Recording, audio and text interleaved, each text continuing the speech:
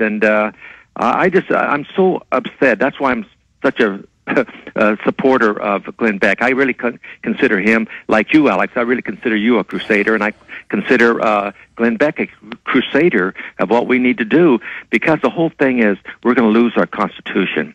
Well, Patrick Henry said the Constitution is not an instrument for the government to restrain the people. It's an instrument for the people to restrain the government, lest it come to dominate our lives. And I believe that's what's happening to us today. Yeah, it's meant to bind down the out-of-control behavior of dominant men.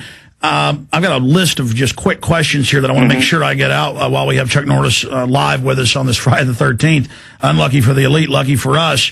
And let me just say, I like a lot of the things Glenn Beck has to say and the things he does. Some of his foreign policy I don't agree with. And you know, he early on really kind of criticized Ron Paul. Now he's embraced him.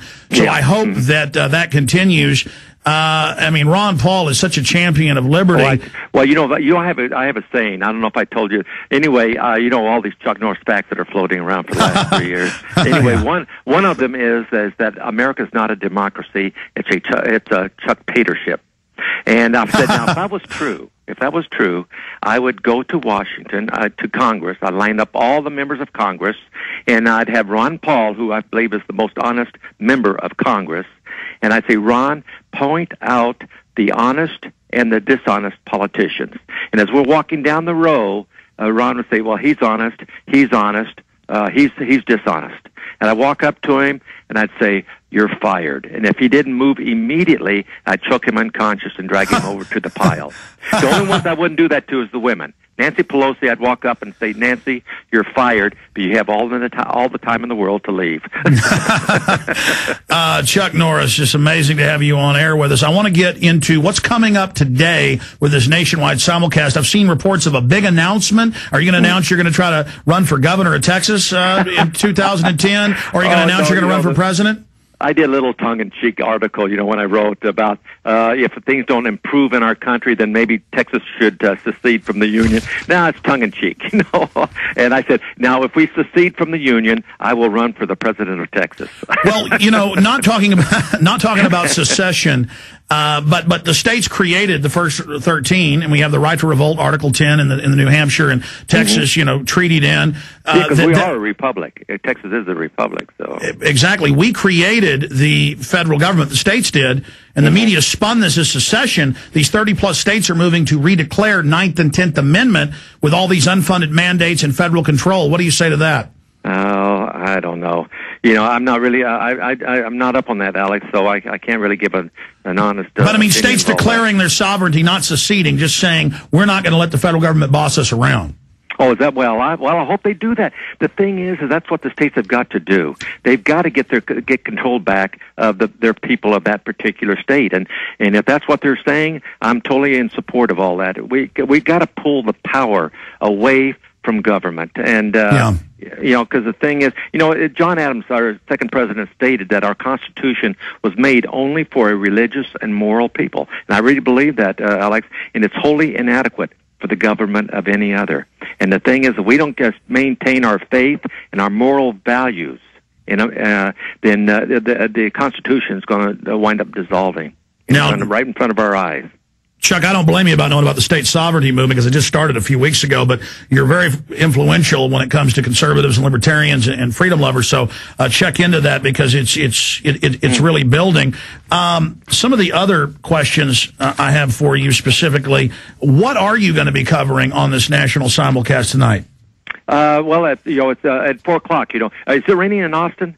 Yes, it is raining in Austin. Yeah, well, it's raining here at the ranch, too. But the thing is, you know, I just encourage all your listeners to tune in to to Glenn Beck today at 4 o'clock Central Time.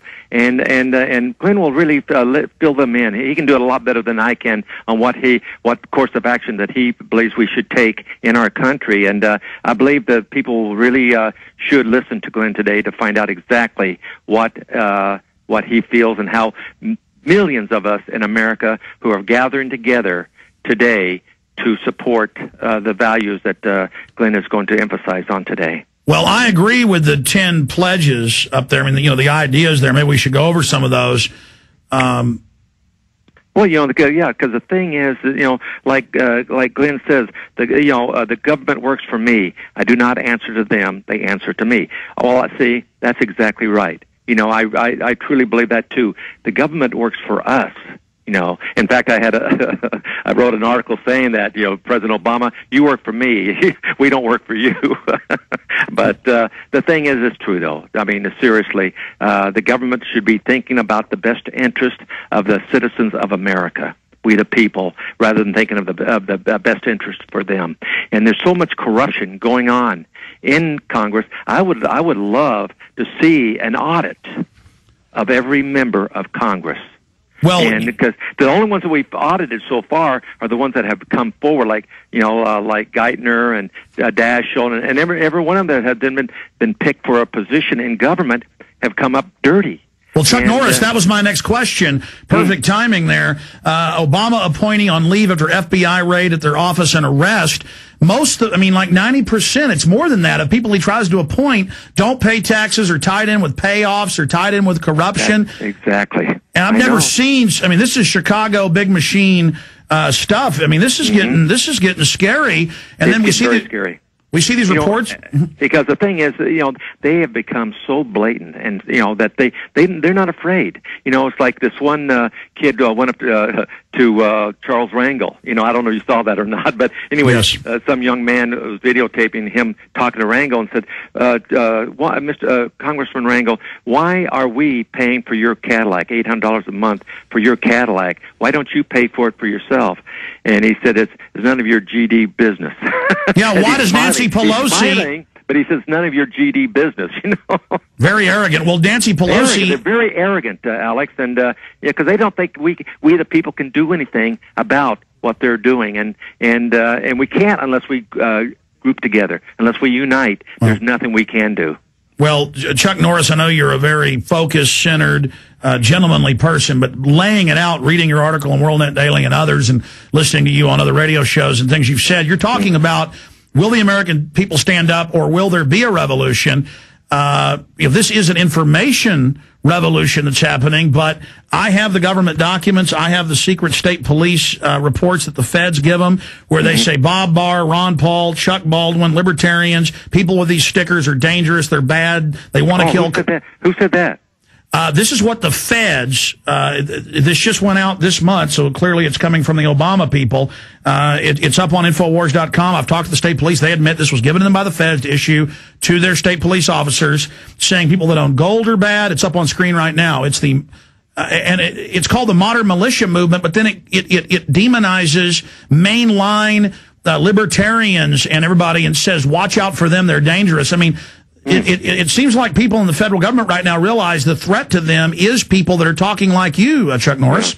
Yeah, I know. Well, the thing is the libertarians. A lot of my friends are libertarians, and I've even considered it at times, because the Republicans are getting so far out there too. 40% of the Republicans voted for the stupid stimulus package, and that really frustrated me.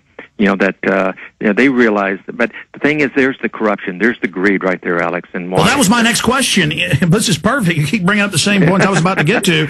Look, I cut my teeth as a conservative. I'm pro Second Amendment. I'm a constitutionalist, paleo conservative, the real deal. Yeah.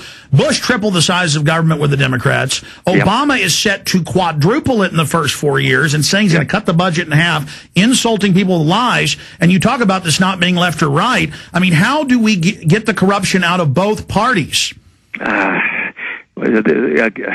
Voting, thing is that's what we have to figure out. That's what we as the people have to figure out, and we have to put the fire on them, saying, look, if you don't vote the way that we feel you should vote as the people, then you're going to be out. And, we wind up impeaching. We don't wait for them till they're thing up. We wind up impeaching every member of Congress who is not working for the people and just working for themselves. We wind up impeaching them. If there's a legal way we can do that, I don't know. There is a legal way of doing that. I think that's what we should do, is make them realize that we're going to impeach them if they don't start thinking of the best interest of the people that they represent. Chuck, you can't see this because you're not watching PrisonPlanet.tv right now, but for viewers, I have the federally written report, secret report, and law enforcement sensitive for the state of Missouri, and we have these from all over the country. And it says Constitutional Party Campaign for Liberty, Ron Paul, Bob Barr. These members are usually supporters of, and it goes on demonizing. They have a picture of the Don't Tread on Me flag. They said if somebody's wearing a shirt or has a bumper sticker, they're dangerous. But that's what Glenn Beck's using for the very symbol of what you guys are launching. This is what our founding fathers did. Our founding fathers aren't bad. No, not at all. I really respect Ron Paul. I admire him. I admire his dedication, and I admire his staunchness on the Constitution. You know that it's a solid formula, and that we cannot deviate from. And so that's why I'm a big supporter of Ron Paul. And we just got to. It's so frustrating. I don't know. Thing is, I don't know what to do personally. All I can do is write articles about it and state how I feel about it.